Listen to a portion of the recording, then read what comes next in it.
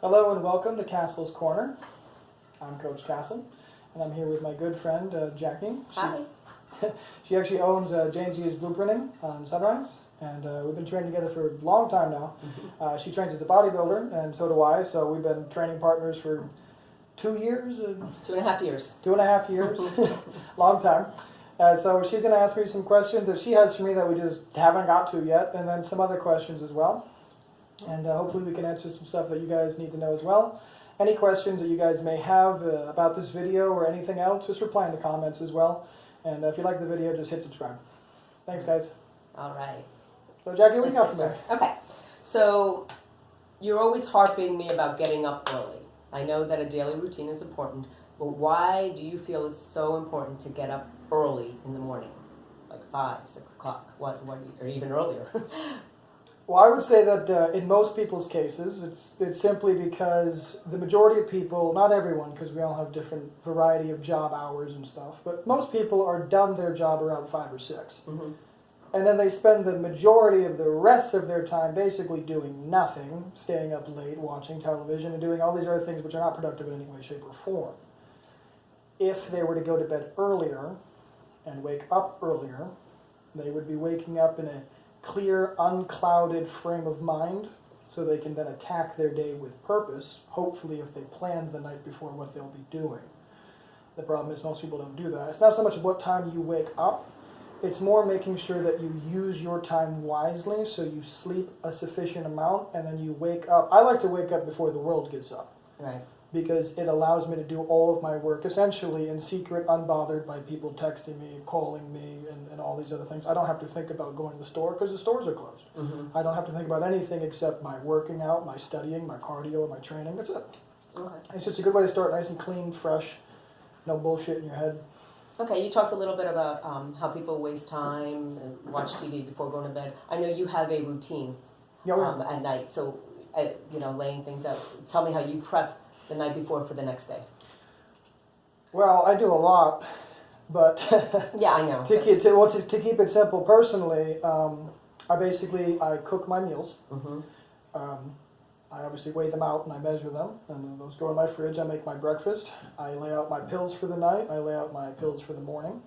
I have a diary basically where I keep all of my information regarding everything I do every day, all of my accomplishments, my goals, the things I'm trying to do, things I'm trying to accomplish, people I need to talk to, appointments, and I do all of that the night before. Okay. That way, when I wake up, all I have to do is just literally take a look at my book. This is your first thing to do, attack this. This is your second thing to do, attack this. Yeah. I had a good friend of mine the other day, we were having a chat about her schedule, and she told me basically, I can't stick to a schedule. So she told me, I cannot stick to a schedule. Schedules are hard, they feel like a prison, I feel like a robot. Well, you're not scheduling correctly then. Mm-hmm. A schedule is not, I need to do this, I need to do this, I need to do this. It's all horrible, and then the rest of the day I'm just going to eat whatever I want and watch television. Right. Because that is a prison. Nobody wants to do that. Right. When I structure my day, I have scheduled times to relax. Mm-hmm. And I can guarantee you that when I relax much more than anybody else does. Even if it'll only be 15 minutes. It's because for 15 minutes, I don't do anything except just relax. Mm-hmm. And I know I can do that because everything else has its allotted times to be taken care of. Well, I know one thing that you suggested to me that I know you do as well is I lay out my clothes for the next morning because we do get up early and we do work out early. So I have all my clothes laid out. I have my pills laid out. I know what I'm having for breakfast. I know what I'm doing. And that is a tremendous help, at least for me. It gets me going. I feel more organized.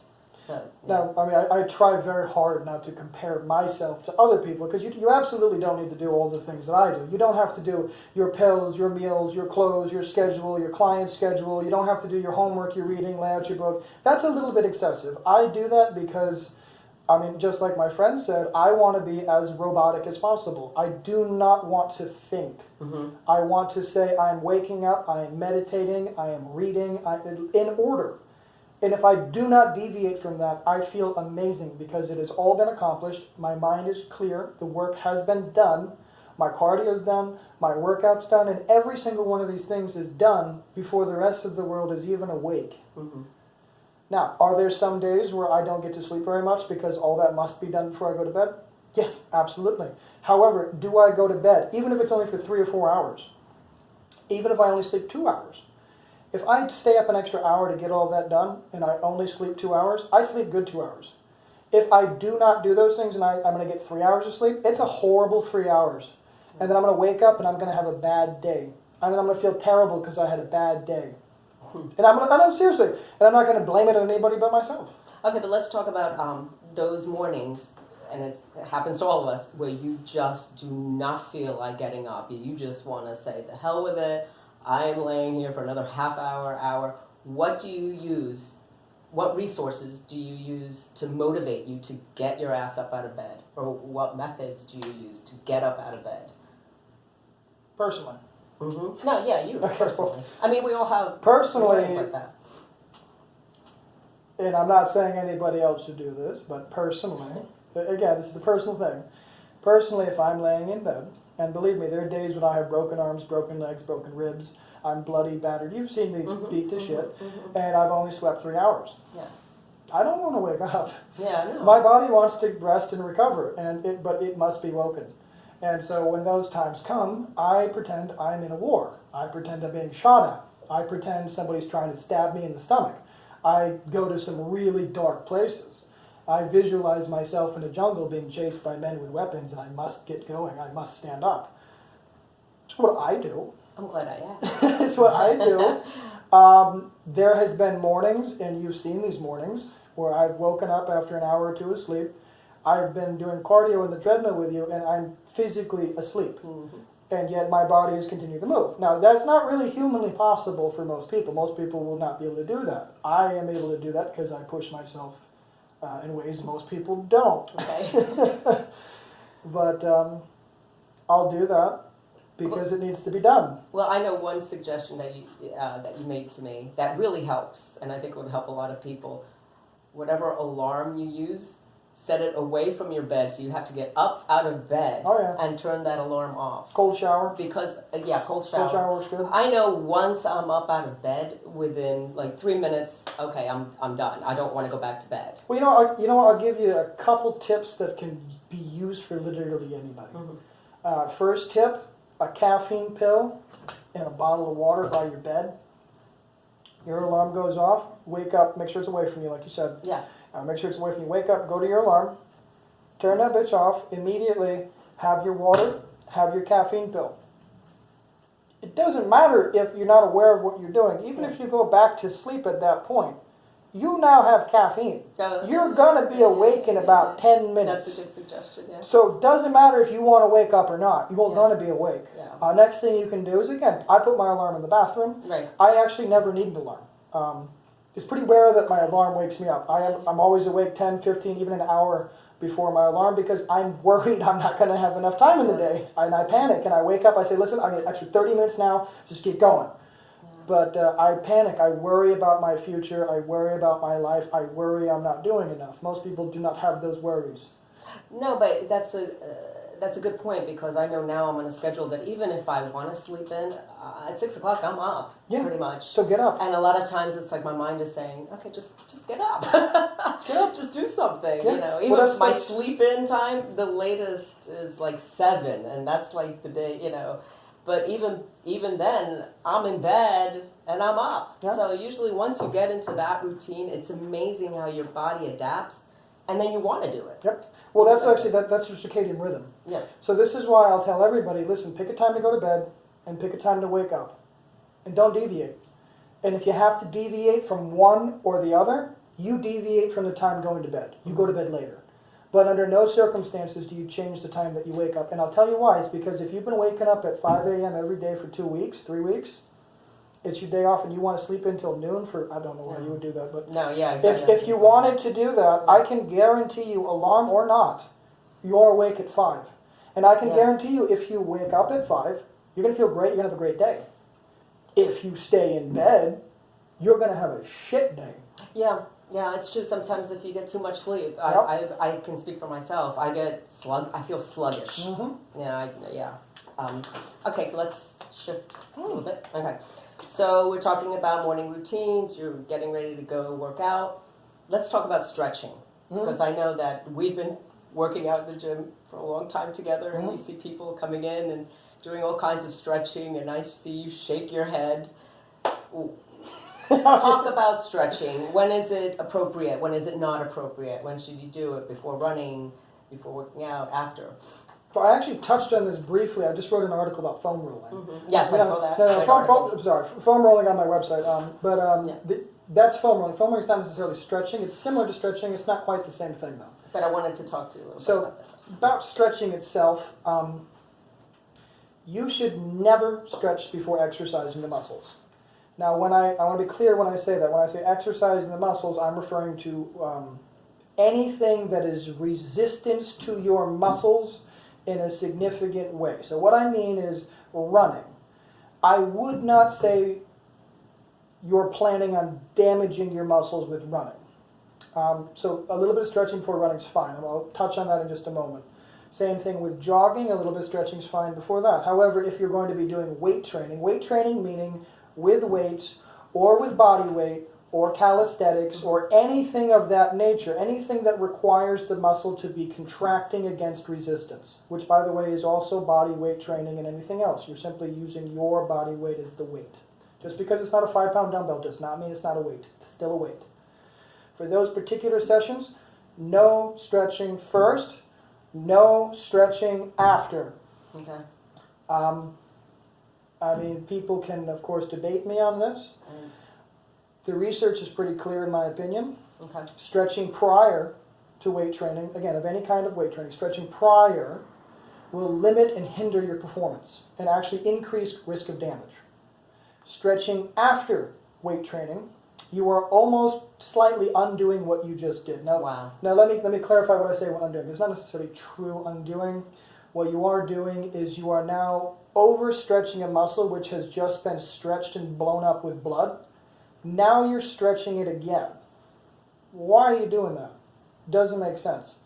If you're going to be doing stretching, this is what I highly recommend. For me personally, I keep at least 6 hours away from my workout, just like my cardio. I keep my cardio away from my workout. I will not do them back to back. Right. I time in between. Same thing with stretching. This should be done separate. I do my stretching almost every night as close to bed as possible. Now when it comes to stretching, just like with workouts, if you know how to stretch properly, you can do a full body stretching routine in 5 to 10 minutes. You don't have to be there for hours. I mean, some people do because they enjoy it. Some people do, in fact, need that due to some conditions. But the vast majority of people, you can get a full body good stretching session in 5 to 10 minutes if you know what you're doing. Just like with a workout, if you know what you're doing with a workout, you can completely demolish yourself in 30 minutes properly. You don't need to be there for hours. Right. If you're there for hours, you're clearly doing something wrong. Obviously. That about sums it up, though. Basically, you want to be doing it, again, away from the exercise. I do mine prior to bed. And the reason I personally do that is I think it helps relax me. I turn everything off. Phones, just lights, everything, except for one dim light. Okay. I just pop up next to my bed, do my stretching right on the floor. Some cases I do it in the bed, depending how tired I am. Okay. I always start off lower body, slowly move up to my upper body. I always finish off with my head and my neck. I actually find kind of rotating my head like this a little bit in bed, it actually helps me fall asleep. Yeah. So again, I mean, it's not a complicated thing. You don't have to spend a long time doing these things. It's just Okay. 5 or 10 minutes. Again, I like to do it before bed. It helps me relax. It increases blood circulation before bed. All right.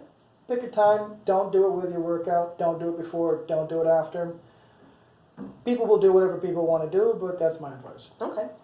Let's talk a little bit about massages as it relates to muscle soreness. How often, if somebody is really working out hard at the gym, bodybuilders, how often do you recommend that they get a massage? Talk to me a little bit about how you feel about massages in general. Okay. So let's talk about what a massage is. Okay. So it's important to understand what a massage is. And there's different types too. Exactly. Right. So there's many different kinds of massages. If you're an athlete, bodybuilder, let's use those terms, athlete. If you're just somebody who goes to the gym, you probably don't really need massages. You don't really you probably don't mess yourself up enough to need a massage. If you're an athlete, a competitive wrestler, anything along these lines, you do. Mm-hmm. Now, a proper massage, and it's hard to find a good masseuse, but a proper massage, Yes, it is. A proper massage, they're actually removing the lactic acid. They're stretching the muscles with their whatever, elbows, hands, or feet. It should actually be quite painful. It's not going to feel very nice. The reason it's not going to feel very nice is because, they are internally stretching your muscles for you. They're removing lactic acid and waste from inside of your muscle cells. They're increasing your blood circulation. Again, if you're doing it properly, a proper massage, they'll also be instructing you how to breathe during the massage. Right.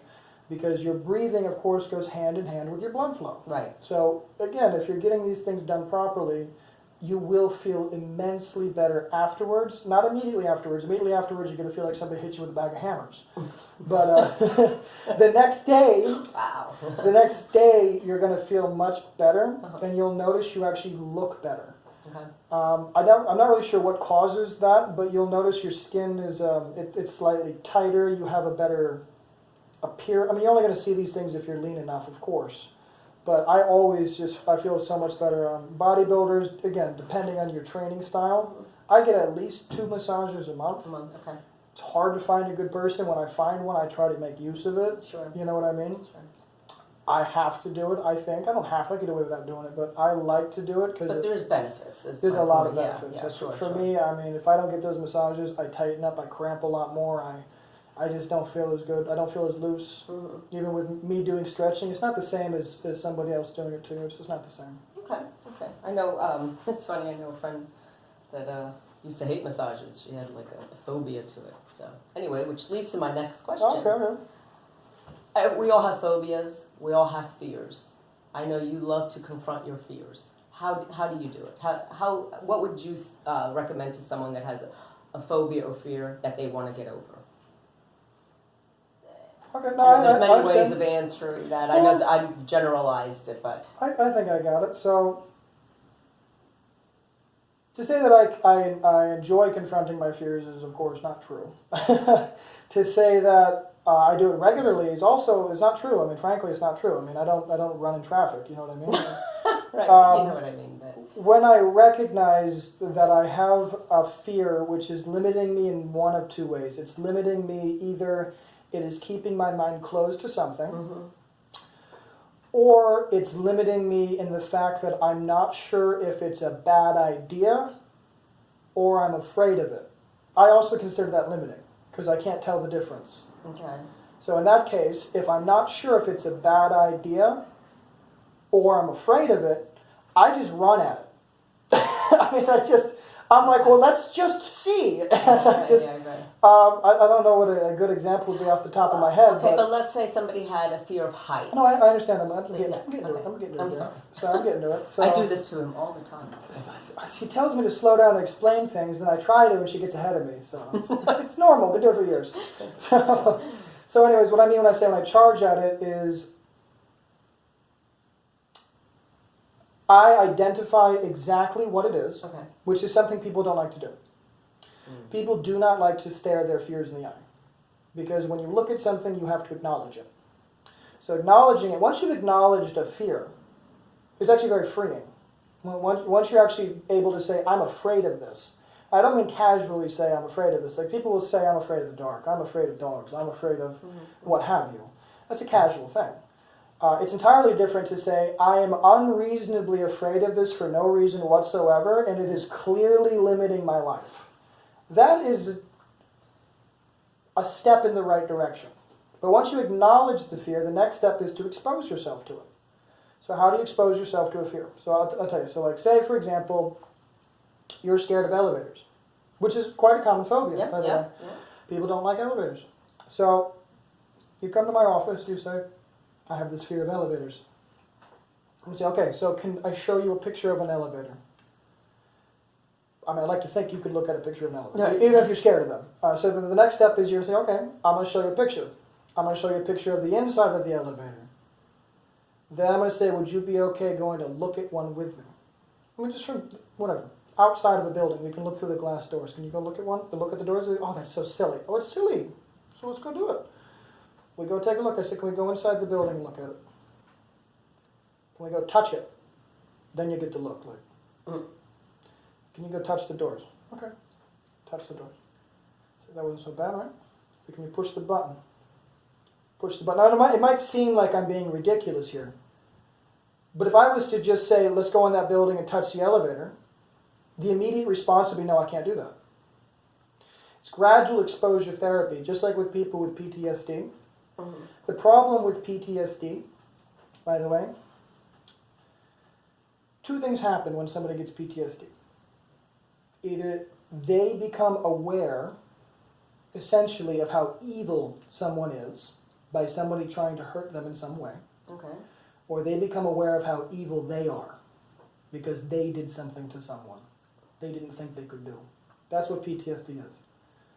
So in order to get somebody over PTSD, you don't necessarily remove the fear, you make them braver. It's not the same thing. It's different. Okay. It's not the same thing. So making somebody braver is gradual exposure therapy to the thing that they're scared of. Okay. Somebody's scared of a dog, buy them a puppy. Give them a puppy as a gift, a cute little golden... Now that little bugger's going to grow up. Yeah. Going to take it a while to grow up. Sure. By the time that little bugger's grown up, do you really think the owner's going to be scared of that little bugger? Right. No. Now that's an extreme example of No, but it's you know a what good I mean? example. But it's a a good very example. good example. This is the same thing with the elevator. Eventually, I will get that person to go in the elevator and ride it up and down. Sure. Probably with me. And then I'll probably get them to do it with me standing outside of the elevator alone. And then I'll get them to just do it alone. Yeah. And then they'll be normal. And then, you know what the next thing they're going to say is, can you help me do it with this one too? Yeah. Because we're all scared of a million things. Oh, sure, sure. And every time that we're scared of something, it is completely unreasonable. It's completely without reason. Like literally, it's vast majority of the time, no logical reason being afraid of the water. You're afraid of the water because you might drown. Okay, that's instinctive. We get it. There's things under the water. Okay, we get it. If you go to the beach on a bright sunny day, what are the odds that something is going to snag you? Pretty low. Right. It's just pretty low, Right. right? I mean, it's one of those things. But your brain's still going to tell you it's a possibility. So you can allow that 0.0000001% of a possibility to completely restrict your life and prevent you from doing a million things. Okay. Or you could just say, well, I really am just being a stupid monkey and fix it. I mean, really, that's the gist of it. And I try to do it with my things as often as possible. When I recognize them, I mean, lots of times, as we know, fears are hidden from us until somebody points them out. How come you never do that? Well, I don't like it. And then you're going to say, well, actually, I never, well, it's not that I don't like it, I'm scared of it. Oh, sure, I'm just scared of it. You know, that's how it happens. We usually don't understand what our own fears are. Okay. All right. So let's talk a little bit about goal setting. Mm-hmm. How do you go about with your goal setting? Because there's a lot of ways to set your goals, yeah. a lot of advice out there, and it can be overwhelming to someone who's really trying to set some goals. And I'll try to keep it real Yes. simple. Try to keep it real simple. So that the best way to accomplish a goal that you're having trouble accomplishing, get rid of your ego. Okay, so here's somebody's normal goal. I want to lose 20 pounds in a month. Okay? That makes exactly no sense. That's not a goal, anyway. Mm-hmm. That's not really anything. That's like a wish statement. Okay. It's like, I sure wish I would lose 20 pounds this month. why is it not a goal? It's not a goal because it's not specific. It's in Okay. any way, shape, or form. Okay. It's also unrealistic. So somebody thinking they can lose 20 pounds in a month is highly unrealistic. Is it possible? Absolutely. Oh, it's very possible. I could lose 20 pounds in a week if I wanted to. That It would doesn't mostly be water weight. It would, you know what I mean? It wouldn't be healthy. Short term. Wouldn't be healthy. So it's possible, yes. However, it would be, let's clarify that goal. So a person comes to me and says that to me. It's happened many times, actually. I'm going to say to them, let me ask you a question. How long did it take you to gain that 20 pounds? I'm going to look at it and say, I don't know, probably about 5 years. Mm-hmm. And I'm going to say, so you took you 5 years to put all that weight on you, but you want to take it off in a month. Doesn't make a lot of sense to me logically. Okay? Especially considering in a very healthy manner, the best you can do is about 1 pound a week. Very healthy manner. And that's with a lot of work. So here's what I'll do for that person. I'll say, how about instead of that, how about we say this? We lose 1 pound of fat every week. Which, by the way, is very different than saying I want to lose 20 pounds of weight. And it's very hard, too. It's very hard. That's not easy to do. Again, anybody can make their water go up and down. Absolutely. My body weight will fluctuate up to 6 or 7 pounds on a daily basis, just how much water I consumed and whether I did cardio before I weighed myself or not. Right, yeah, mine just fluctuates water. a couple pounds. Just water. Yeah. You know? Yeah. So when you get on that scale and it says that you weighed 150, and then you get on the next day and it says that you weigh 158, do you really think that you just gained 8 pounds of fat?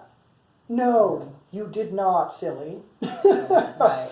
So the goal would be, I want to lose... Just to say that we get obsessed with that number on our scale. Oh, we sure do. Yeah, I don't we understand do. it. I don't understand obsessed. it. Yeah. So, I would much rather look at myself in the mirror and say, wow, you sure do look fantastic in that mirror. Or see how your clothes fit. See how my clothes fit, exactly. See the definition, see the tonage, you know, actually physically measure myself, see the measurements shrinking. Yeah. But anyway, so here's the goal would be, I would say, listen, we're going to lose 1 pound of fat every week for the next 2 months. Now, if we do that, that's only going to be a total of 8 pounds of fat. Here's the difference. They actually probably, to get what they wanted, only needed to lose 5 pounds of fat. The rest was water. The rest was water and bloat. So me taking off 8 pounds of fat is almost double what they actually needed. Plus, we now have controlled their water and sodium. They're going to look like they lost 50 pounds. It's night and day.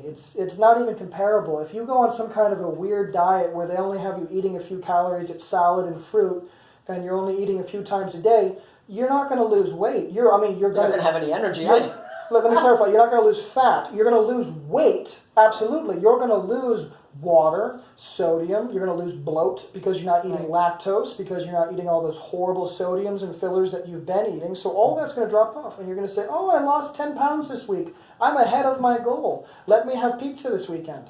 And you're going to gain all... That's exactly how it goes. It's with everybody. And I'm telling you, people, you can continue to do that yo-yoing. It's not going to work. And it's not healthy. I mean, I'm not going to have a different opinion on this in years to come. It's not going to work. It's not healthy. It doesn't work. It's not healthy. To set a goal very clearly, it needs to be specific. Right. Time-bound, measurable, right? Just leave it at that. Just those 3 things. It has to be at least specific, measurable, and time-bound. And it's a shift in your lifestyle, too. It's something that you have to accept. Absolutely. Especially with losing weight and then keeping it off and maintaining. Your life has to change. Yeah. Your life has to change. You just hit the nail on the head. Here's the problem. People would much rather say, I want to lose 20 pounds of weight, than to take literally 1 minute of their day to write down very clearly what's going to happen. And I'll tell you why. It's because if you say it, there's no contract. If you write it down, you have just expended physical and mental energy to do that. You're kind of making a contract with yourself. And when you write that down, I want to lose 20 pounds of weight this month, and you write it down, and that's wrong, by the way, don't do that, but you write that down, by the end of the month, and you look at that, and you haven't lost any goddamn weight, guess what you're going to feel like? You're going to feel like shit. And you're going to give up. Then you're going to give up. Yeah. Now, if you write down very specifically, I need to lose 1 pound every week, 350 calories, means that needs to be removed in 7 days. So if every day you eat 2,000 calories, and that's your normal, well, every day we're going to have better remove 500 calories. Yeah. At the end of the week, all those calories add up, and you've lost 1 pound. Yeah. No, going on the treadmill and walking in the treadmill saying that you burn 600 calories, that is a lie. That is not accurate. That is not true. You probably lost maybe 20 calories. Okay? Walking does not do that. Running does not do that. Nothing burns calories the way that those machines do that. You know why those machines tell you those numbers? To make you feel better and to make you feel like you did something.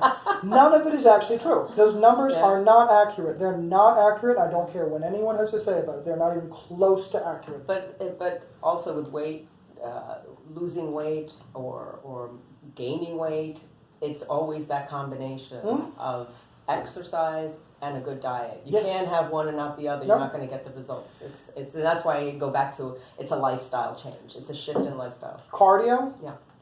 nutrition, and sleep. Yeah. As long as those three are on point, you don't need any other kind of training. You don't need to be doing any other form of weight training unless you want to, which I recommend you do. Right. But as long as those three pillars are there, you will stand and you'll get your goals and you'll be fine. If one of those is not there, it's just like a table. If I have a table with 2 legs, it's not going to stand. If I have a table with 3 legs, it'll stand. Right. And consistency. And you have to do it every day. Consistency. People hate it when I say the word consistency. You mean I can't do it 5 days a week and then fuck off the Saturday and Sunday?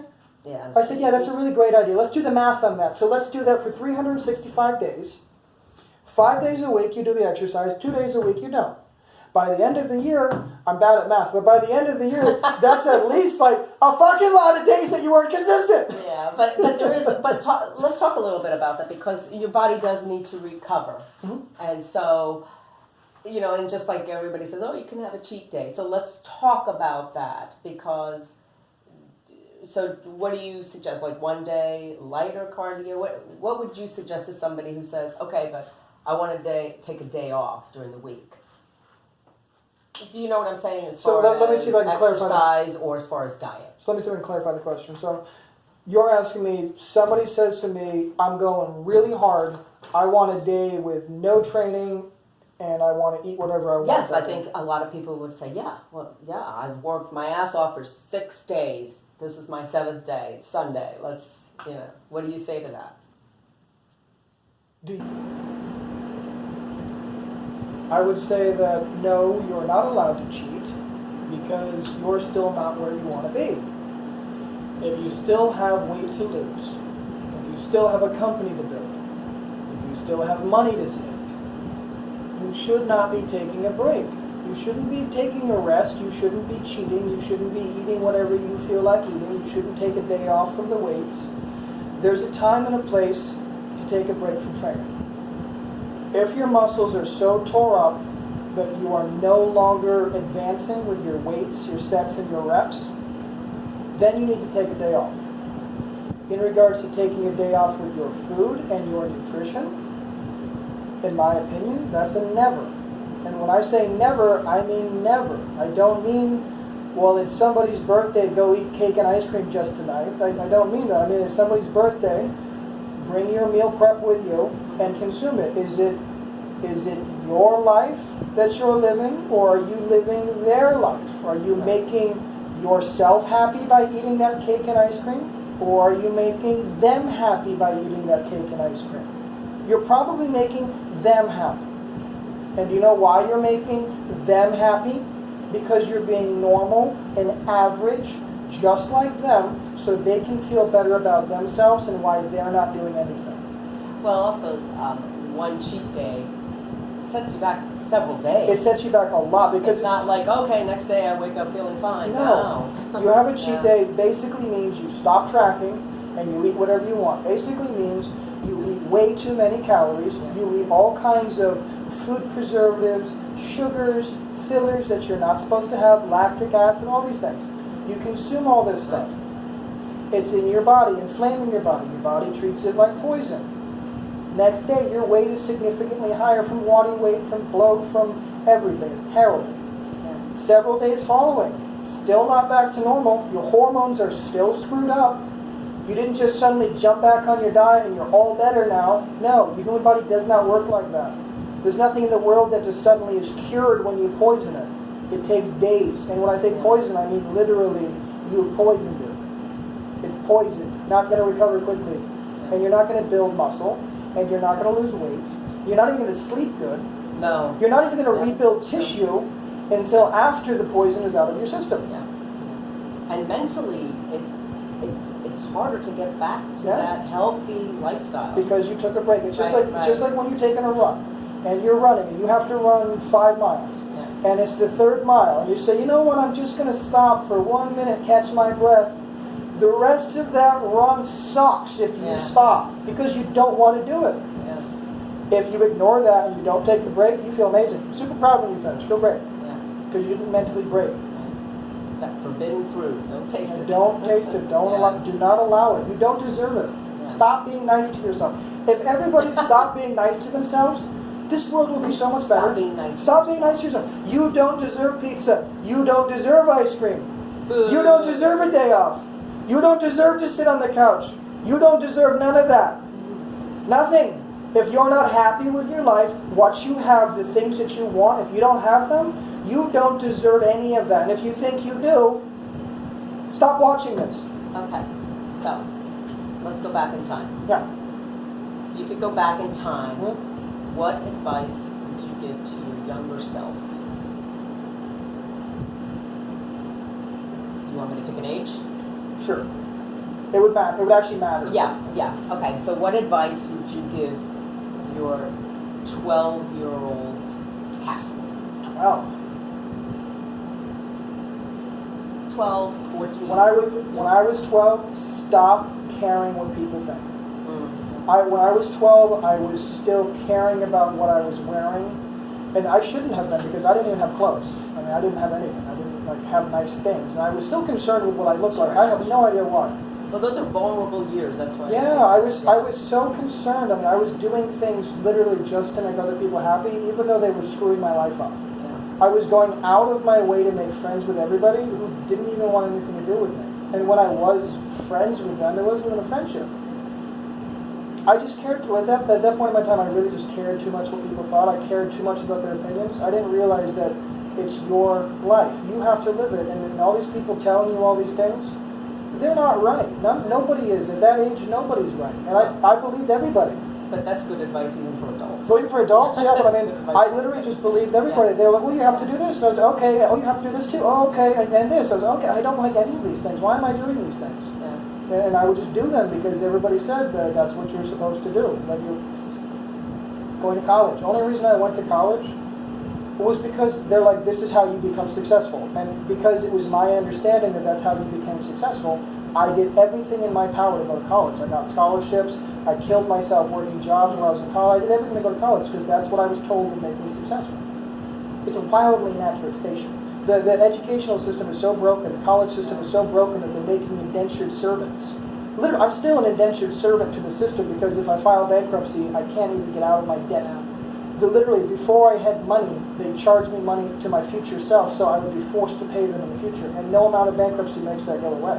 Yeah. College is a big mistake, and I don't recommend anybody do it. Well, that's a different story. It depends on the vocation. Very rarely. Majority of vocations, you do not need college. There are a few, there's a few, but most of them you don't. Okay, so just one general question. What's with the animes? You send me like 3 or 4 animes a day. So I love anime. I didn't grow up with animes because I'm a lot older than you. So is it entertainment, motivational, combination? Well, to clarify what an anime is to you people who don't know, an anime is kind of like I guess it's like an adult cartoon. It is. It's a beautifully drawn adult cartoon. Oh, they're beautiful. They have very complicated stories. They're usually very violent. They're usually very dark. Very dark, yeah.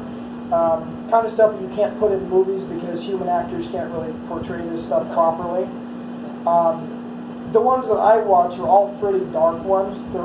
So do you? I'm getting to it. I'm getting to it. You see, she does it all the time. So the reason I watch these is quite simply because I've always watched them since I was a child. They have literally always been my inspiration, and I'll tell you why.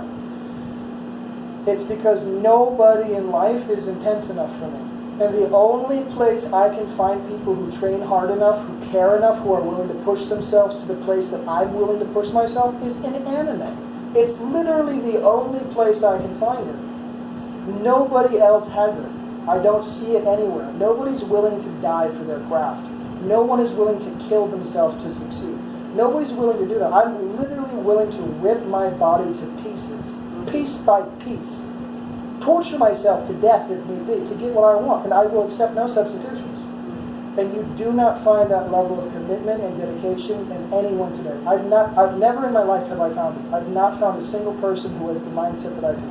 Never. The anime provide me with fuel, motivation, inspiration. When I watch those, lots of times when we're working out, I'll put myself directly in one of those scenarios where the character is cut to pieces and shredded. literally I'll put myself there because it gives me the power I need to keep going through it.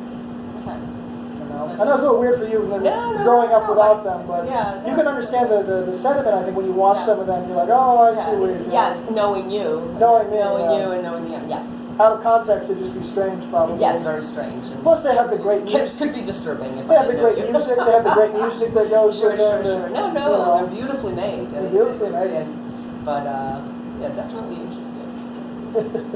Well, that's all the questions I have. That's all the questions? I mean, we could talk today, but I mean, anything else you want to add? We literally used to have treadmill talks for an hour every day. Yeah. But we also had a lot to focus on in the gym. People watching in the gym. So frustrating. The education. Make a video about people watching. Yes. But I think that's everything, guys. Thanks for tuning in for the podcast. Thanks. Have a great day, everybody. Bye-bye. Bye.